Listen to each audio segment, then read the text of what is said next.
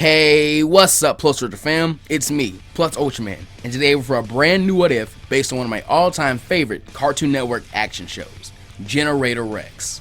Now sadly, Generator Rex was a pretty underrated series on Cartoon Network, so I want to give a quick synopsis of it before we jump into the actual What If of Generator Rex. Now this timeline, up until Deku's last year in middle school, remains extremely similar to the main story timeline. The one major change is that Deku is not deemed quirkless. In fact, his pinky toe has indeed taken on the more streamlined design of the human body that other quirk holders have. The only problem is his quirk is deemed completely worthless for hero work. Deku's quirk is called nanites, and when running a blood test, the doctor is able to see that Deku has teeny tiny robots throughout his body. Further tests reveal that because of this, Deku has a very small healing factor.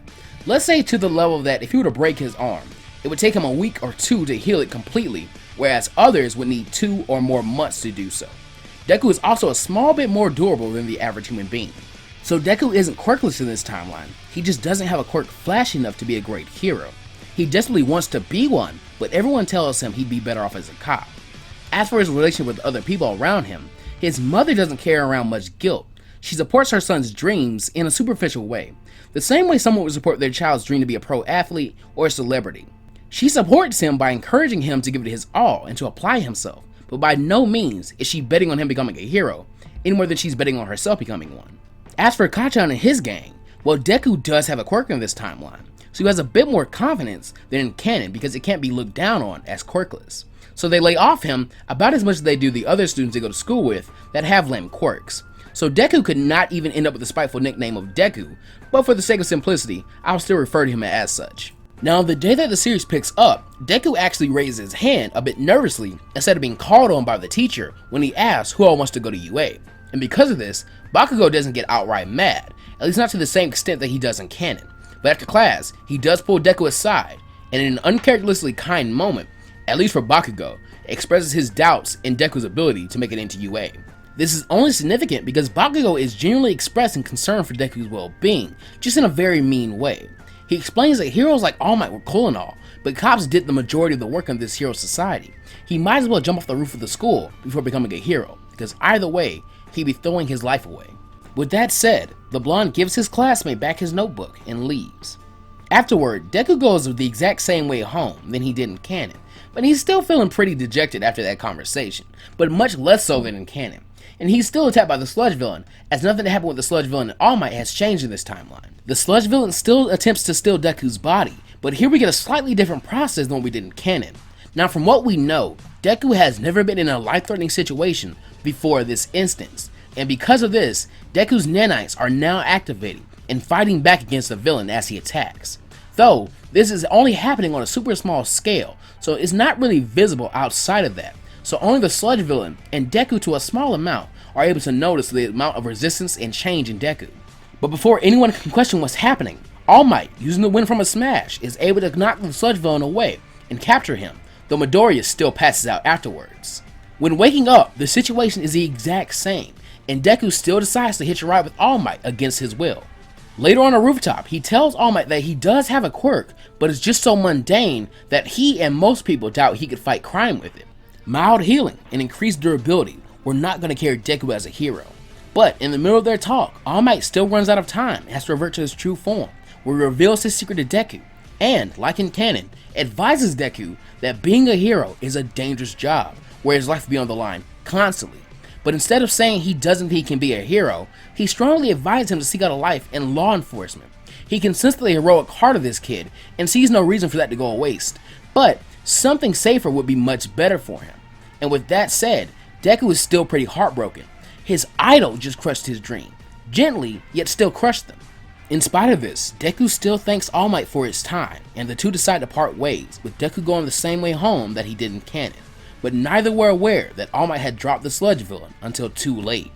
Because of this, the next event is similar to canon, with Izuku, All Might, and the other pro heroes frozen in fear and apprehension to save Bakugo, as he is attacked by the sludge villain.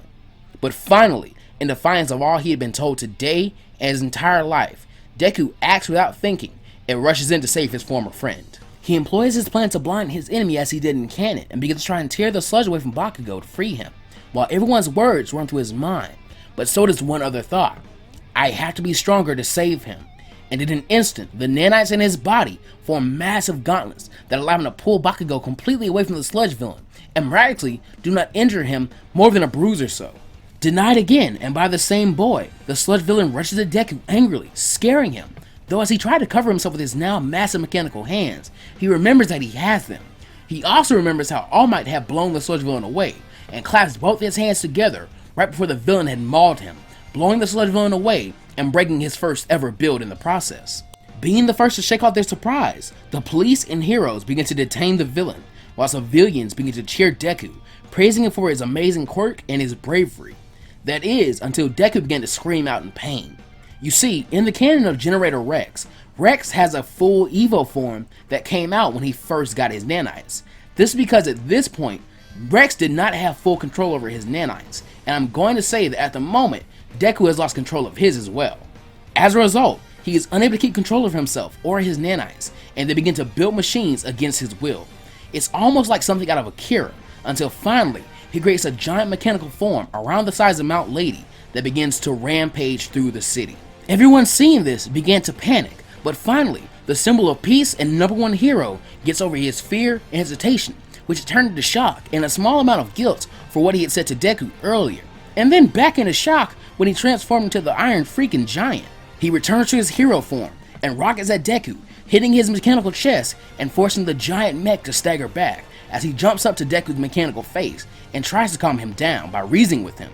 He expresses his sorrow for his earlier words and gratitude for Deku's bravery, but if he wasn't able to bring this awesome power under control, then Deku truly couldn't be a hero. Unfortunately, Deku seemed too out of it to hear anything that All Might just said, so All Might just resorts to plan B, brute force. He rears back and releases a huge smash that destroys the mech's head and begins to wreck his way inside, already deducing that this wouldn't actually hurt Deku. Not long after, a triumphant cry from the number one hero is heard, and he bursts from the large machine carrying an unconscious Deku. Luckily, the rampage didn't do a huge amount of damage, and the massive machine seemed to disassemble itself without Deku still inside it. A while later, Deku wakes up being tended to by paramedics, but they deem him to be perfectly fine. He's released from their care. He notices that his mother had apparently been called to the scene, since in this timeline, him being unconscious would cause his emergency contacts to be informed. With her were relieved Mitsuki Bakugo and her angry son accompanying her. After Inko was done fretting over Izuku, Bakugo's mother smacked him in the back of his head, and the blonde growled out his thanks before walking off in a tantrum. Izuku Midoriya, happy her son was okay and that he apparently had been able to stop a crisis before inadvertently creating another one, directs her son to follow her so that they can leave and go home. Before they can though, All Might approaches them with words of encouragement for Deku.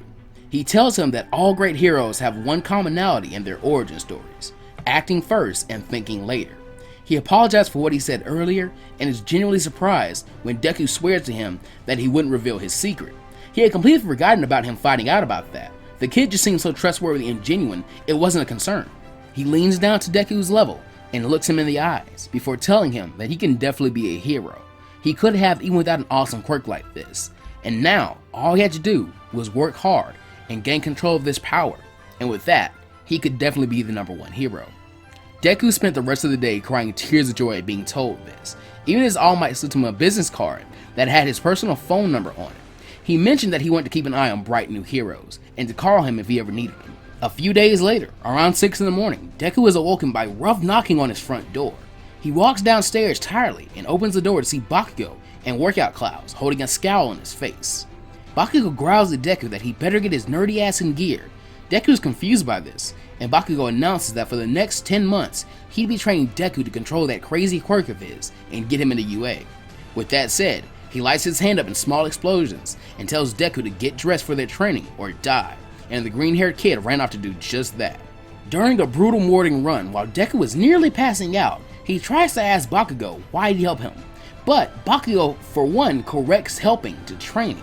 He was only making sure that Deku didn't lose control of himself again. As the future number one hero, it'd be a blemish on his rep if he had to kill him, and for another thing, he did owe him one for saving him. In canon, he was able to in a way save himself. Deku was more of a catalyst for that, but here, he was the direct reason for his current safety. Besides, beating on him for almost a year could do some decent training for him, and at least it might help Deku too.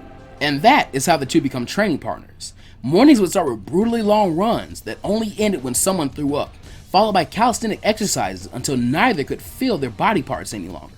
After that, they go to school on the weekdays, while evenings would be times for their sparring. I could even see the two start to study together when the situation actually calls for it. As for quirk training, Deku is still very hesitant to use his quirk again, so about a month later, Bakugo calls an end to their training for good. He was fed up with Deku being too scared to use his quirk. If he wasn't going to learn how to use it, then he was just wasting his time. Afterwards, Deku returns home, disheartened and confused. He was just scared of losing control again. If he did, All Might could be the only person that could stop him. Wait! All Might! Maybe he could give Deku some advice. He tries All Might's personal phone number and is blown away when the hero indeed picks up. After getting the fanboy to calm down, All Might has him explain why he called. And after hearing the problem, he can actually really understand the dilemma here, and tells Deku to meet him at Dagobah Beach tomorrow. Arriving at the beach at the instructed time, All Might greets Deku and explains his thinking about the beach. After that, he explains that he thinks this would be a good testing ground for Deku's quirk. He is still hesitant, and All Might tries to think of a mental image for him to focus on, and finally gets an idea. He tells Deku to envision using a tool to complete a task. You can't be too rough with the tool, or you might break something. But you can't be too gentle or you accomplish nothing. And with this new direction to take using his powers, All Might gives Deku the challenge of cleaning the beach. He focuses and creates his first purposeful build, the now dubbed Smash Hands, and begins to scoop up and crush the trash, compacting it and sorting it away neatly. Over the rest of the week, All Might would come back to check on his progress, and ends up very impressed with how well he'd done, and the amount of control that Deku had gained over his quirk. With his confidence in his quirk now firmly installed, he returns to the usual training spot that he and Bakugo had frequented, and finds the blonde there. Deku wastes no time and shows how much control he'd gained by creating the Smash Hands, and instantly the two begin to spar. Now from here, we're going to do a basic time skip past the last 8 months and 3 weeks of training, but I'll be leaving the story here to explain what Deku and Bakugo were able to achieve, and ask you guys a few questions. Bakugo probably wouldn't achieve a huge amount from their training. Like All Might said, it's hard to level up when you start from a high level than it is when you start from a low one. But he did have a partner slash rival, so you can see growth through competition. You can expect small increases in physical attributes like strength and stamina, and maybe a small boost to his cooperation stat. As for Deku, through training, he is able to build some physical strength and condition his body to a more athletic state. Not exactly as much as in canon, but further training would get him to that level at some point.